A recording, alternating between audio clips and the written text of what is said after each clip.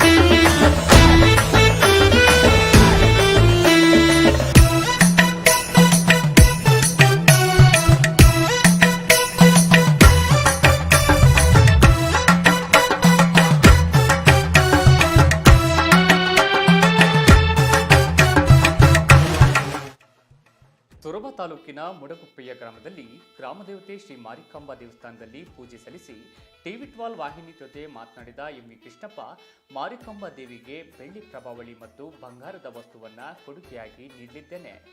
ಏಕೆಂದರೆ ಇದು ನನ್ನ ಬಾಲ್ಯವನ್ನ ಕಳೆದ ನನ್ನ ಹುಟ್ಟೂರು. ಈ ದೇವಿ ನನ್ನ ಕನಸುಗಳನ್ನು ಈಡೇರಿಸಿದ್ದಾಳೆ ಮತ್ತು ನನ್ನ ಮುಂದಿನ ಸಮಾಜ ಸೇವೆಯ ಬಗ್ಗೆ ತಾಯಿಯಲ್ಲಿ ಪ್ರಾರ್ಥಿಸಿದ್ದೇನೆ.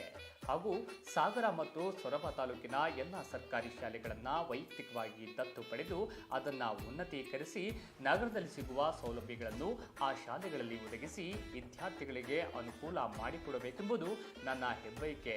ಹೀಗಾಗಿ ಮೊದಲನೇದಾಗಿ ನನ್ನ ಹುಟ್ಟೂರಿನ ಶಾಲೆಯನ್ನು ಮತ್ತು ಕೊಡಕಣಿ ಗ್ರಾಮದ ಸರ್ಕಾರಿ ಶಾಲೆಯನ್ನು ದತ್ತು ಪಡೆದು ನೂತನ ಕಟ್ಟಡವನ್ನು ನಿರ್ಮಿಸುವ ಕಾರ್ಯ ಶೀಘ್ರದಲ್ಲೇ ಆರಂಭವಾಗಿದೆ ಎಂದು ತಿಳಿಸಿದ್ದಾರೆ.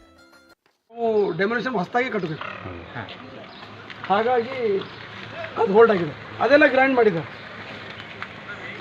ಅದೆಲ್ಲ ಪರ್ಮಿಷನ್ ಇದೆ, ಅದೆಲ್ಲ ಮಾತಾಡಿದ್ವಿ.